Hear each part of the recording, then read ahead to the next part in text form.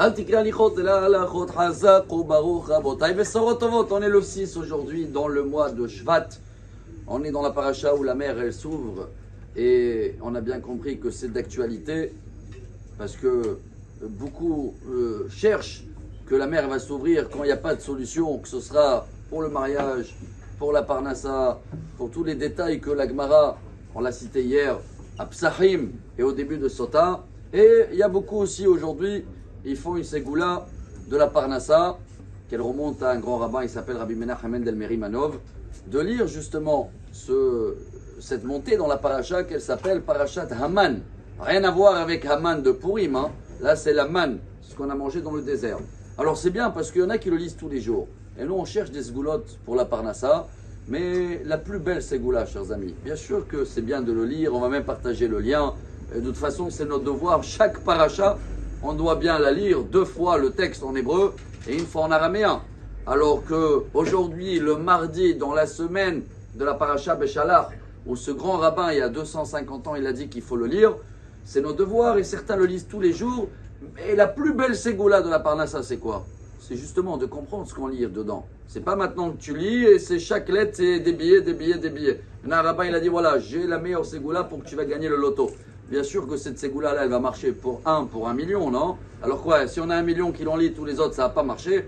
Comment ça marche, les ségoulas? C'est quand nous, on comprend ce qui est marqué dedans, et que dedans, c'est marqué que chacun, dans le désert, avec les 26 ou 52 enfants qu'il avait, il recevait le manger et la manne, yom yom, et plus il était proche de Dieu, plus la manne tombait à côté de sa porte. Et c'est exactement ce qu'on doit, pas seulement lire, hein. Pensez tous les jours. Akadosh Baruch Hu Zanu Mefarnes Mi Beitze Kinim Ve'ad Karne Rehemim.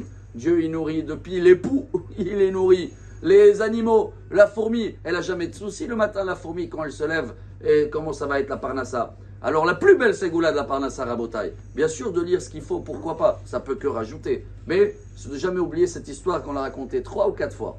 C'est au nom du d'Ivrei Haïm. D'Ivrei Haïm c'était le premier rabbin de Tzanz. Rabbi Haïm Alberstam, décédé il y a à peu près 150 ans. Et Tzanz, c'est une ville en Pologne. Et une fois, il y avait quelqu'un qui était très embêté. Il est venu voir le rabbin, je crois qu'il avait une affaire, une imprimerie ou quelque chose comme ça. Et quelqu'un, il a ouvert la même affaire en face de lui. Et il a pris beaucoup de clientèle. Et il est venu demander au rabbin qui va pas le bénir, qui va maudire l'autre, que son affaire va écouler, comme ça il va reprendre ses clients. Le rabbin, il y a 150 ans, il n'y avait pas les voitures. Il a dit, dis-moi, toi quand tu vas aller, tu prends le cheval pour aller, ouais. Le cheval, il a soif des fois. Il a dit, oui, tu fais quoi? Il dit, je l'amène devant le petit lac. Il a dit, t'as remarqué qu'est-ce qu'il fait le cheval avant de boire? Il a dit, il fait quoi? Une bracha? Il dit, non, il ne fait pas une bracha, lui, il n'y a pas... Mais il va donner un coup de pied à l'eau. Boum!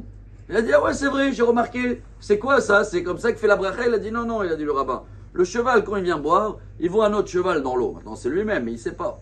Il croit que c'est un concurrent. Qu'est-ce qu'il va faire? Il donne un coup de pied, comme ça il est parti l'autre cheval et il peut boire. Le rabbin il a dit, tu sais le cheval, 1, il n'existe pas l'autre concurrent, c'est lui-même. 2, il y a assez de boire pour tout le monde, même s'il existait. Mais il a dit 3, quand il a donné un coup de pied, il boit à la place de boire de l'eau propre, il boit de l'eau avec de la boue. Il a dit voilà, si tu veux la plus belle ségoula de la parnassa, ne regarde pas ce que l'autre il fait, ce que l'autre il gagne. Dieu il t'envoie ce qu'il faut devant ta porte tous les jours. Voilà la plus belle ségoula de la parnassa. Excellente journée. Amar Rabbi Elazar, Amar Rabbi Hanina.